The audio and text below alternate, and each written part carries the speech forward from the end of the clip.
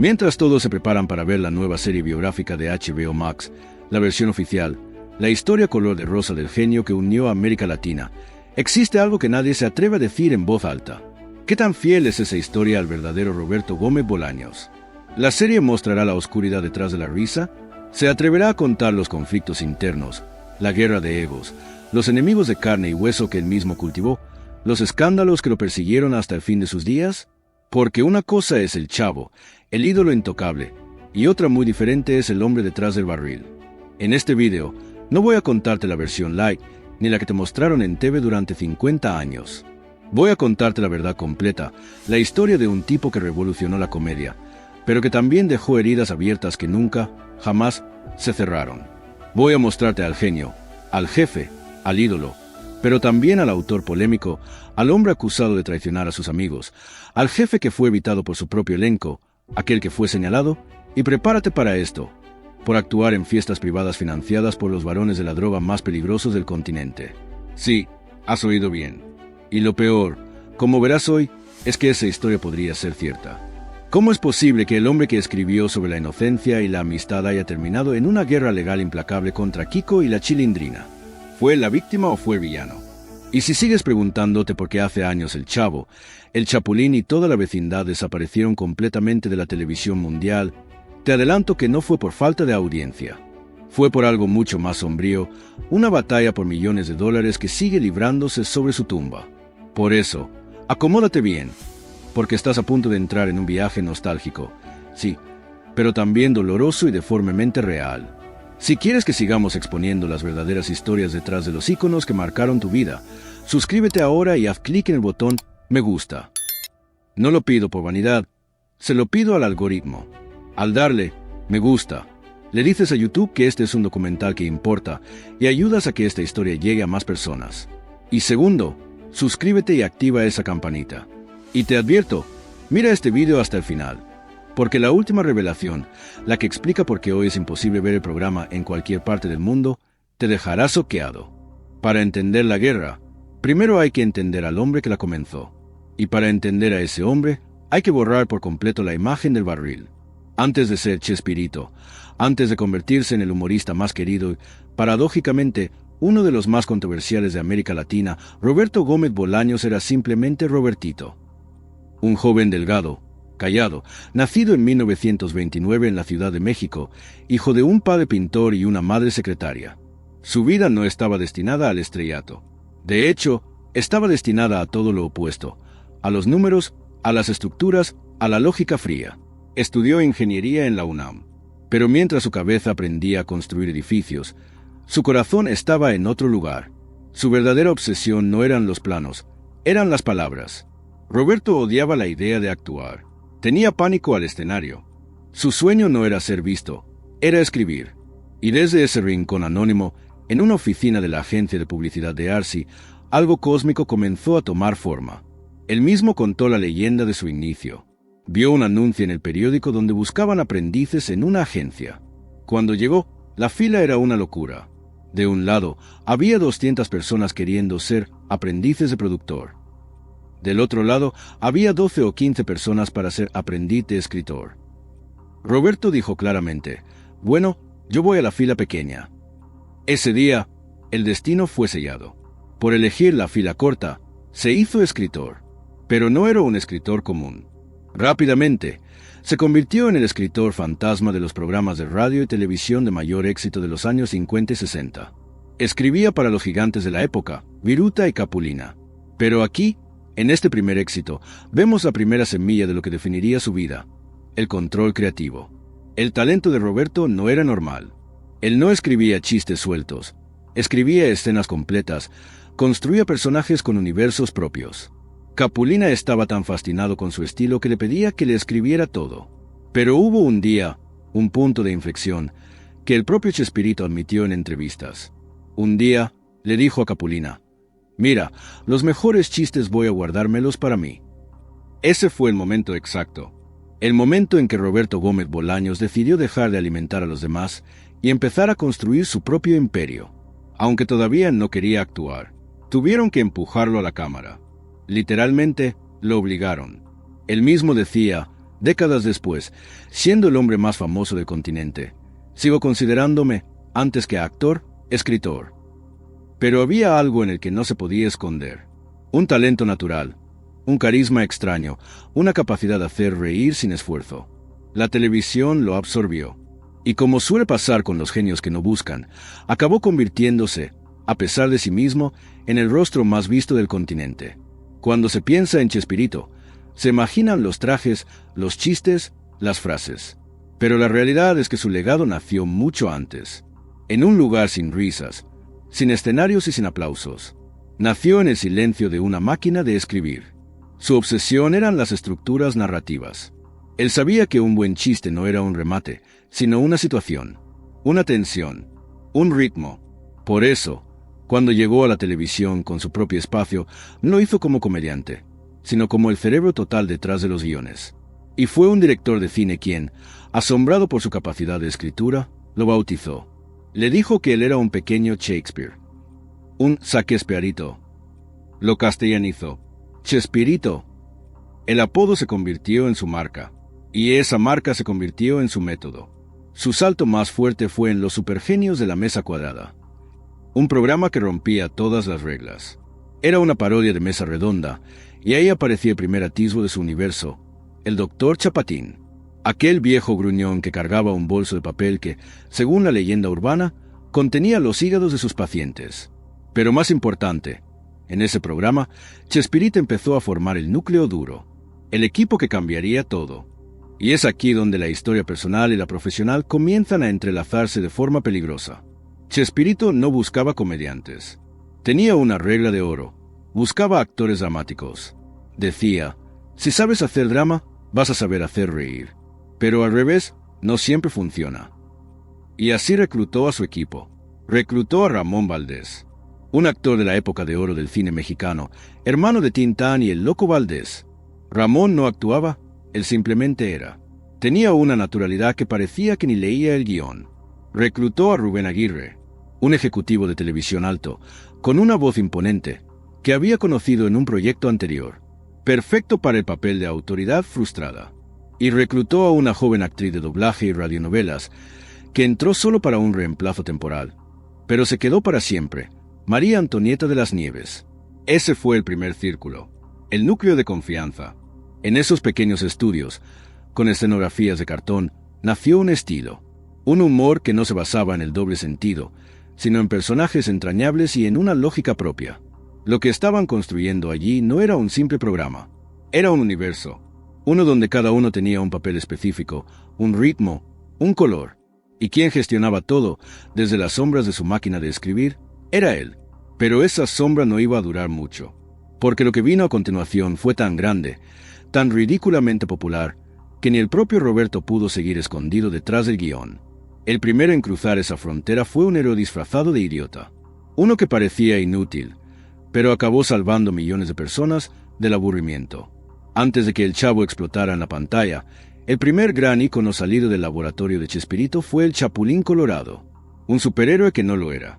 Un personaje que rompía todos los esquemas del género, precisamente cuando el mundo estaba infestado de Supermans y Batmans. Roberto dijo, yo voy a hacer lo contrario. El Chapulín era torpe, inseguro, exagerado. Se asustaba, se caía, huía, pero siempre regresaba. Tenía su chipote chillón, unas antenitas de vinil y una frase inmortal. No contaban con mi astucia. Era un superhéroe al que todo le salía mal, pero que aún así lo intentaba. Y ahí estaba el corazón del personaje. El Chapulín no era invencible. Era humano, un héroe que tenía miedo, que dudaba, pero que nunca se rendía. Pero el dato más polémico, que define la personalidad de Chespirito, es este.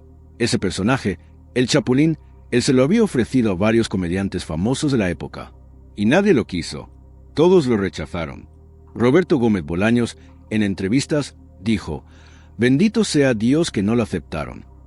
Tuvo que hacerlo él mismo, y ese personaje le abrió las puertas de todo. Al segundo programa, la gente en la calle ya lo reconocía. El programa pegó fuerte, muy fuerte, y en poco tiempo, el Chapulín ya tenía sus propios villanos recurrentes. El Tripaseca, el Rascabuches, el Cuajinais.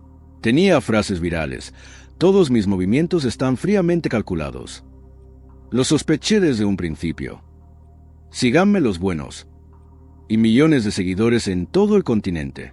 Era una parodia, sí, pero también era una crítica al concepto de poder.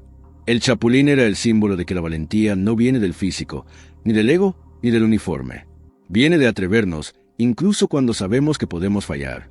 El chapulín se convirtió en un fenómeno de culto, a tal punto que, décadas después, muchas personas identifican a Chespirito primero con el chapulín y solo después con el Chavo. Pero, en el fondo, esto era solo el preludio de lo que estaba por venir. Porque si el chapulín era el símbolo del torpe con corazón, el próximo personaje que creó era la representación de la ternura en estado puro, mezclada con abandono, con hambre y con una soledad tan real, que se volvía cómica. Y ese personaje vivía dentro de un barril.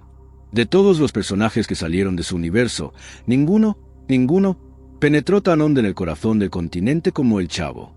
Un chico sin nombre, sin padres, sin juguetes, que vivía en un barril, y que, de alguna forma, acabó formando parte de la infancia de millones. Cuando se emitió por primera vez en 1971, era un simple sketch dentro del programa Chespirito. Pero algo extraño sucedió. La gente no paraba de hablar del chavito que se equivocaba todo el tiempo, que lloraba con ese sonido agudo y que se emocionaba con un sándwich de jamón. El personaje tocó una fibra universal. ¿Quién no recuerda la garrotera? Aquel ataque de parálisis absurda que le daba cuando se asustaba. O su famosa frase, es que no me tienen paciencia. O cuando decía la frase más fuera de lugar de todas, bueno, pero no se enoje. El Chavo era puro reflejo. Quería encajar, quería pertenecer, quería jugar, pero siempre lo estropeaba todo. Como muchos de nosotros. Como todos, alguna vez. Y eso se volvió adictivo. La vecindad era el escenario perfecto.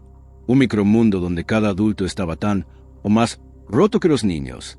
Y aquí, el genio de Chespirito como maestro alcanzó su punto álgido. Tomó a Ramón Valdés, el vagabundo carismático, y lo transformó en Don Ramón. El desempleado que debía 14 meses de renta, pero que era la figura paterna que todos queríamos. Tomó a Rubén Aguirre, el ejecutivo alto, y lo transformó en el profesor Girafales. Y entonces, el elenco se expandió. Y llegaron las dos piezas que, sin saberlo, se convertirían en el centro del conflicto que lo destruiría todo. Llegó Carlos Villagrán. Y llegó Florinda Meza. La llegada de Carlos Villagrán fue una sugerencia del propio Rubén Aguirre. Villagrán era un fotógrafo de periódico que hacía pequeñas actuaciones, y su truco de fiesta más famoso era inflar las mejillas de una forma cómicamente grotesca. Chespirito lo vio y supo de inmediato que tenía ahí un personaje. Pero aquí, la historia oficial comienza a tener dos versiones. Según Chespirito, él creó Kiko, un niño mimado, vestido de marinero, que tenía todo lo que el Chavo no tenía. El contrapunto perfecto a la pobreza del protagonista. Pero según Carlos Villagrán, esa no es la historia completa. Villagrán afirma, y lo mantuvo hasta su muerte, que Kiko nació de él.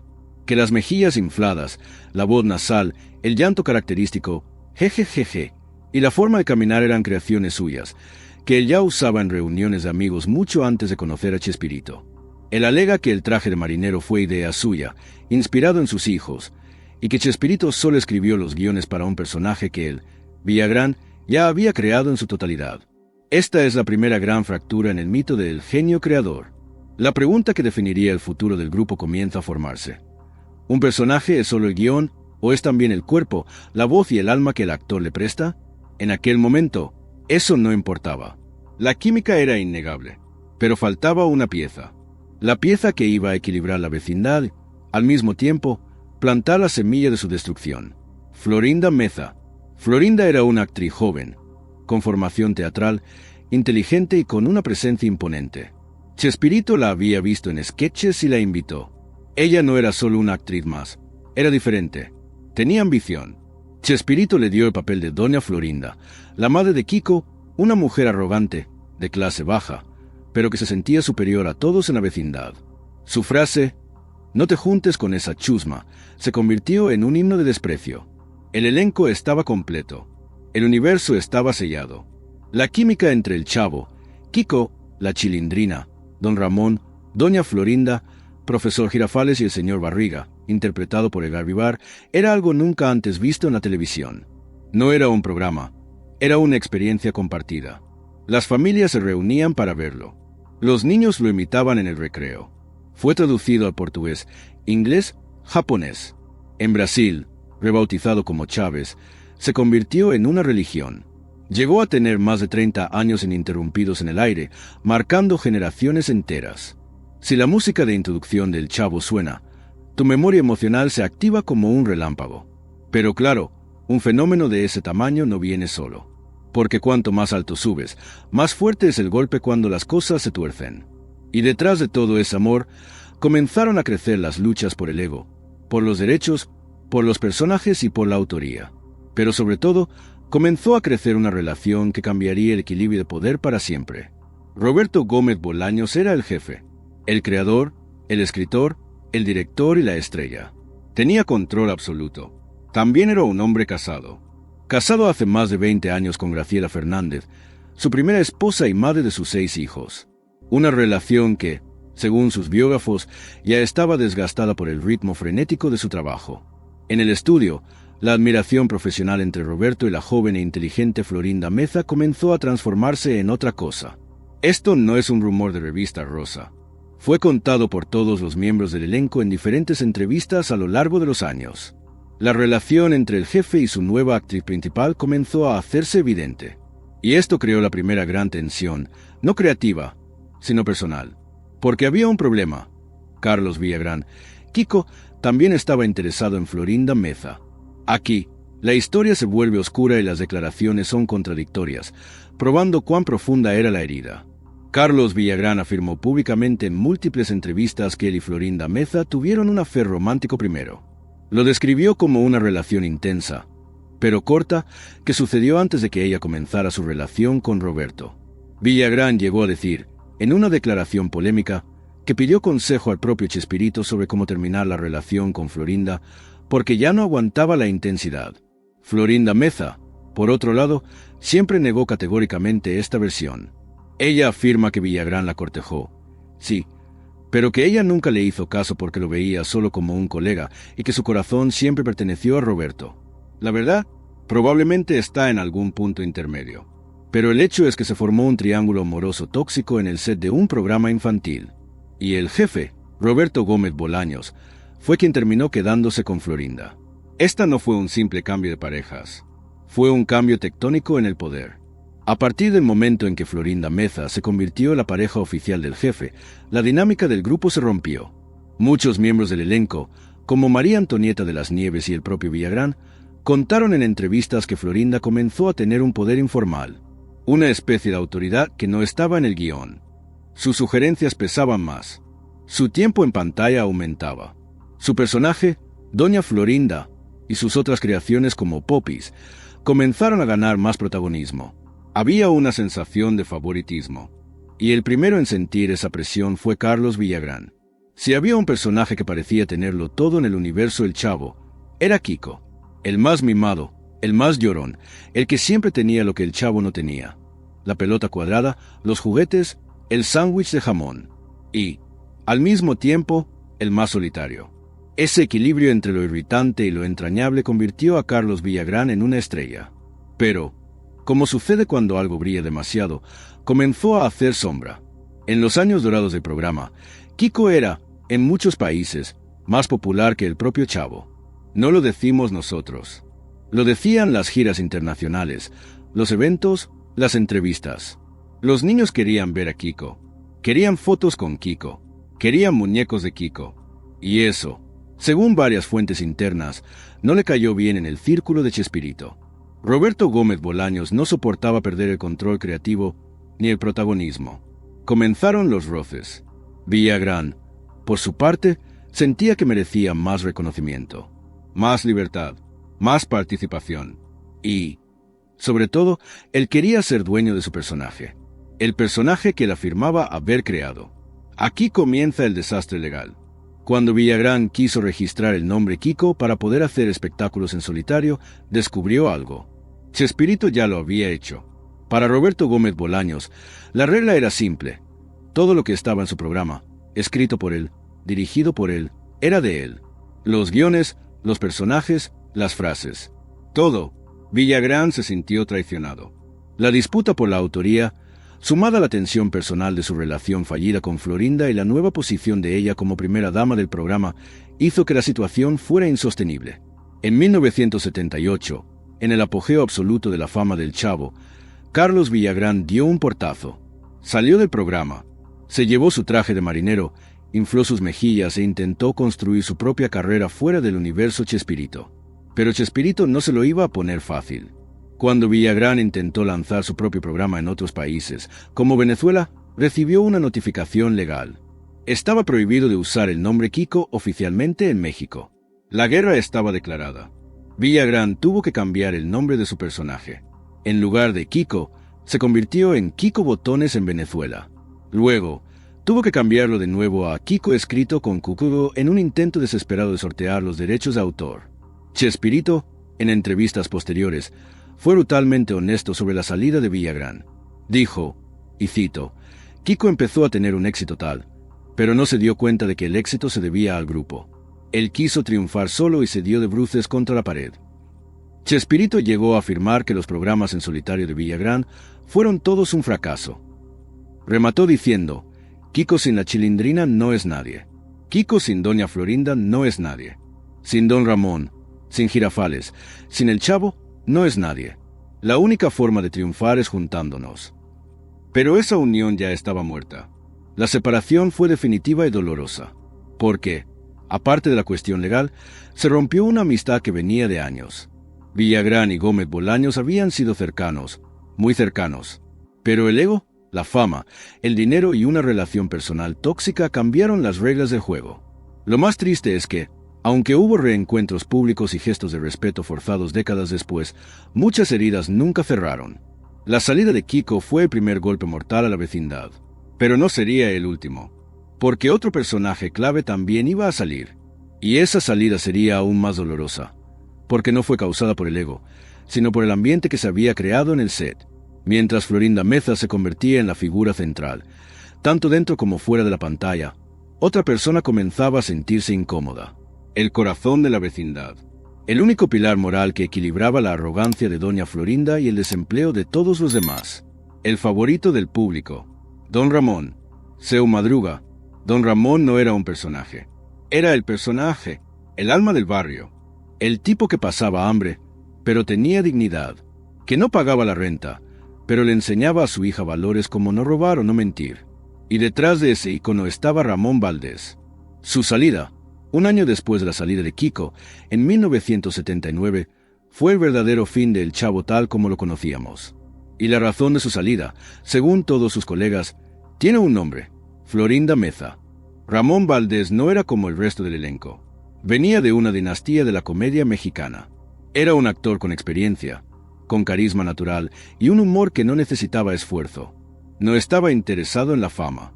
No participaba en muchas giras y podía evitarlo. No daba entrevistas polémicas. Era un tipo sencillo, auténtico, que, según dicen, se llevaba mejor con los técnicos de cámara que con los ejecutivos. Su salida del programa fue silenciosa, pero devastadora. No fue una decisión artística. Fue una mezcla de incomodidad, conflictos internos y cansancio. Múltiples miembros del elenco, incluyendo a Edgar Vivar, Señor Barriga y la propia María Antonieta de las Nieves, la Chilindrina, han contado la historia. A medida que la relación de Chespirito y Florinda Meza se consolidaba, el poder de ella en el set aumentaba. Ya no era solo una actriz. Era la pareja del jefe y, según ellos, empezó a querer intervenir en la dirección de las escenas. Esto, para un actor veterano como Ramón Valdés, era inaceptable. María Antonieta de las Nieves contó que las tensiones entre Ramón y Florinda se volvieron insostenibles. Florinda, supuestamente, daba órdenes, y Ramón, con su carácter orgulloso, no las aceptaba de alguien que consideraba una colega, no una jefa. La gota que colmó el vaso fue cuando Chespirito, según estas versiones, empezó a darle la razón a Florinda en detrimento de Ramón. Ramón Valdés sintió que el ambiente familiar, la magia que tuvieron al principio, había desaparecido. Había sido reemplazado por una jerarquía rígida donde él ya no encajaba. En 1979, se fue. En silencio, sin cartas abiertas, sin escándalos mediáticos. Simplemente dejó de aparecer. Su salida rompió la columna vertebral del programa. Piensen en esto, como el propio Carlos Villagrán analizó años después. Si quitamos a don Ramón, doña Florinda se queda sin tener a quién pegarle. La bruja del 71 pierde su razón de vivir en la vecindad. El señor Barriga pierde su único deudor. El Chavo pierde a su protector. La Chilindrina se queda huérfana. Cuando quitas a don Ramón, el programa se acaba. Y eso fue exactamente lo que pasó. Chespirito intentó desesperadamente reemplazarlo. Trajo otros actores, creó personajes como Jaimito, el cartero o Doña Nieves, la bisabuela de la Chilindrina, interpretada por la propia María Antonieta. Pero el público nunca lo aceptó. El vacío era demasiado grande. Ramón Valdés aún regresó brevemente en 1981, en un intento de reconciliación. Pero la magia se había ido. Se fue nuevamente, esta vez para siempre. Lo que quedó claro fue que el elenco original se desmembró no por decisiones creativas, sino por choques personales, conflictos de poder y un sistema de control férreo sobre los personajes. Y esto nos lleva a la guerra más larga y amarga de todas. La guerra por la Chilindrina. Si el Chavo era el alma de la vecindad, la Chilindrina era su caos con pecas, llanto compulsivo, diente roto, voz chillona y una capacidad de manipulación que haría temblar a cualquier adulto. Y la responsable de todo eso era María Antonieta de las Nieves. Ella no era una novata. Tenía años de carrera en radio y doblaje antes de ponerse las gafas y las coletas. Al igual que Villagrán, María Antonieta siempre afirmó que el personaje era una feo creación. Ella contó que, mucho antes de existir la serie, ella ya hacía un personaje de una niña con gafas, pecas y diente postizo. Cuando le ofrecieron el papel, ella simplemente adaptó lo que ya sabía hacer, incluyendo la voz icónica. Durante años, aceptó los términos de Chespirito. Pero, al igual que Kiko, ella era una de las favoritas. Cuando el programa Chespirito, la fase post-Chavo de los años 80, terminó en 1994, María Antonieta quiso continuar su carrera como el personaje que la definió. Y aquí, descubrió algo increíble. En los años 90, fue a verificar los derechos del personaje y descubrió que Chespirito no los había renovado. Legalmente, el nombre La Chilindrina estaba libre. En una jugada legalmente válida, pero emocionalmente devastadora, ella fue y registró el personaje a su propio nombre. A partir de ese momento, la relación con Chespirito se rompió para siempre. Él se sintió traicionado. Ella sintió que, finalmente, estaba recibiendo el reconocimiento por lo que era suyo. Lo que siguió fue una guerra silenciosa y luego pública. Chespirito y Televisa movieron procesos contra ella. Ella fue borrada de la historia oficial. Si ven los especiales, las nuevas versiones, la serie animada o incluso muñecos con licencia oficial, la Chilindrina no está ahí. Si ven El Chavo del Ocho, serie animada, el personaje de ella no existe. Fue literalmente borrada, como si nunca hubiera formado parte de la vecindad. María Antonieta, en entrevistas, lloró a contar su versión. Ella dijo, el Chavo ya no quiere hacer de Chavo, porque se siente muy viejo. Pero yo sí, yo quiero seguir siendo la Chilindrina. Acusó a Chespirito de intentar bloquear su carrera, de impedir que su programa en solitario se emitiera, de excluirla de todo. La guerra duró más de una década. Tribunales, abogados, millones en juego. Al final, María Antonieta de las Nieves ganó. Los tribunales mexicanos le dieron la razón y ella mantuvo los derechos del personaje, pero pagó el precio con el exilio del universo oficial de Chespirito. El caso marcó un precedente. Ella hizo lo que Villagrán no pudo. Probó legalmente que el personaje era, al menos en parte, suyo. Años después, ella reconoció que nunca dejó de amar a Chespirito, pero que necesitaba cuidar su legado. El universo estaba fracturado.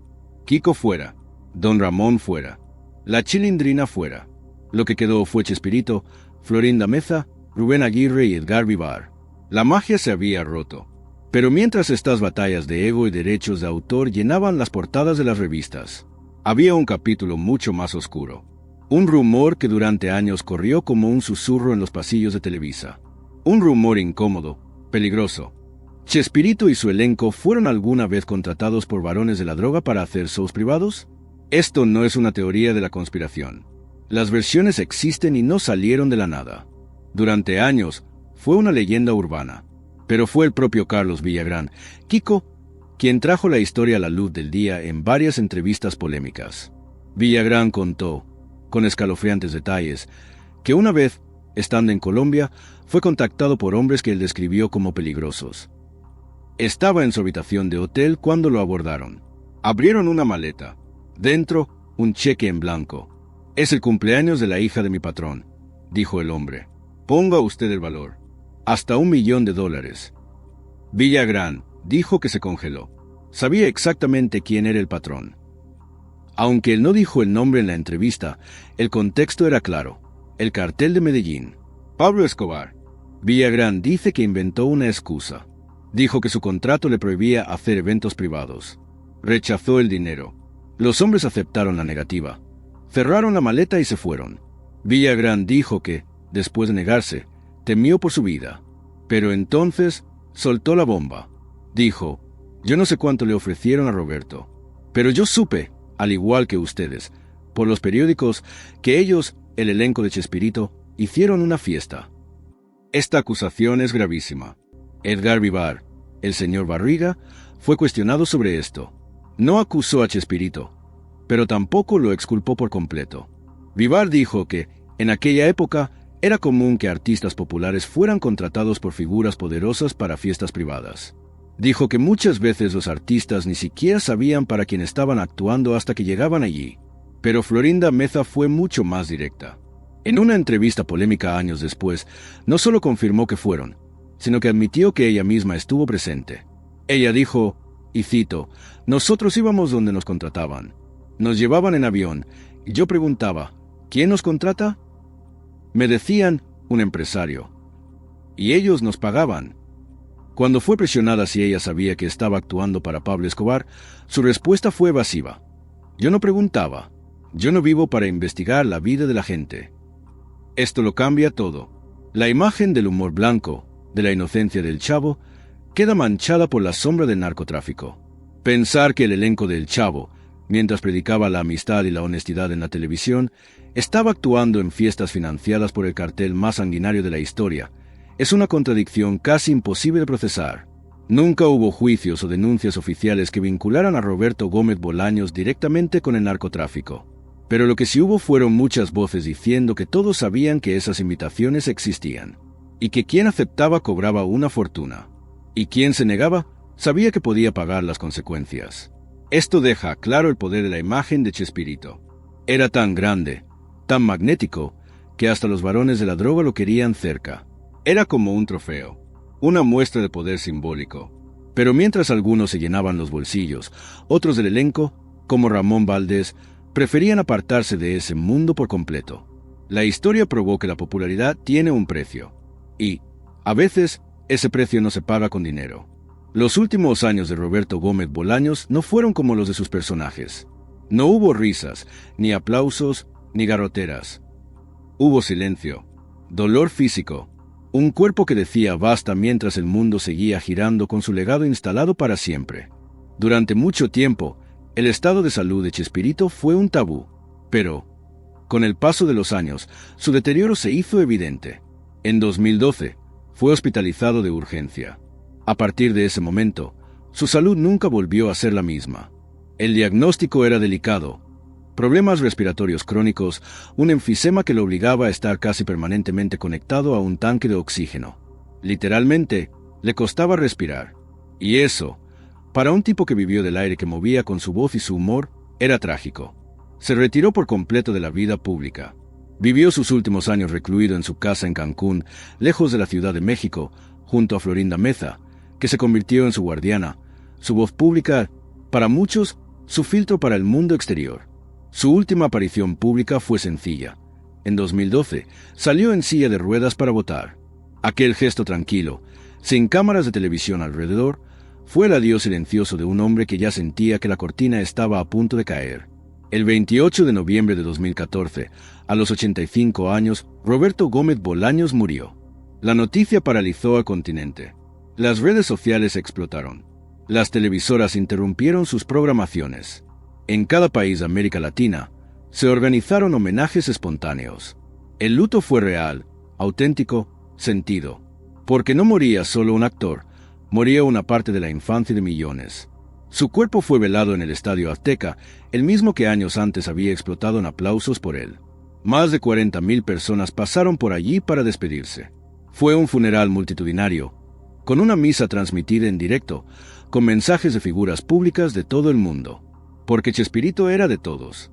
De México, sí, pero también de Brasil, Argentina, Perú, Colombia. Pero, incluso en la muerte, la polémica no lo soltó.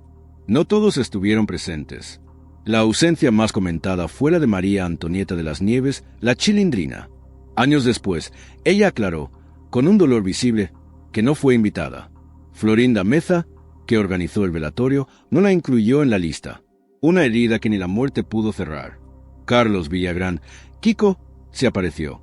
Fue un momento tenso, captado por las cámaras. Le dio un abrazo a Florinda Meza, un gesto que parecía más una tregua forzada que una reconciliación. Fue mantenido separado de la familia como un invitado distante. El funeral fue la prueba final de que, a pesar de la genialidad de su obra, las heridas personales que dejó nunca cicatrizaron.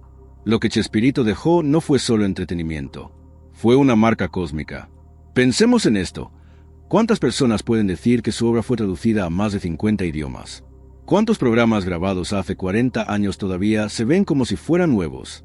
¿Cuántos creadores consiguen que sus frases se conviertan en parte del ADN cultural? Fue sin querer queriendo. No me tienen paciencia, no contaban con mi astucia, síganme los buenos. Eso no es nostalgia, es un legado. Pero entonces, llegamos a la promesa que hice al principio de este video. Si el legado era tan poderoso, si el amor era tan grande, ¿por qué desapareció el Chavo? ¿Por qué? Desde 2020 es imposible encender la televisión en cualquier país del mundo y encontrar a El Chavo, El Chapulín o cualquier programa de Chespirito. No fue por cancelación cultural. No fue por falta de audiencia. Fue por algo mucho más sombrío, como prometí. Fue por dinero. Una guerra legal implacable que explotó después de su muerte. Todo sucedió el 31 de julio de 2020. El acuerdo entre Televisa y la familia de Roberto Gómez Bolaños terminó. Aquí está la bomba de tiempo que nadie vio. Desde la muerte de Chespirito, su legado se dividió. Por un lado, Televisa poseía los derechos de transmisión de los episodios originales que ella misma produjo. Pero, por otro lado, la familia Gómez, específicamente su hijo Roberto Gómez Fernández y el Grupo Chespirito, controlaban los derechos de imagen, los productos derivados, los remakes, las licencias y cualquier obra nueva. Durante años, coexistieron. Pero en 2020, el contrato tenía que renegociarse.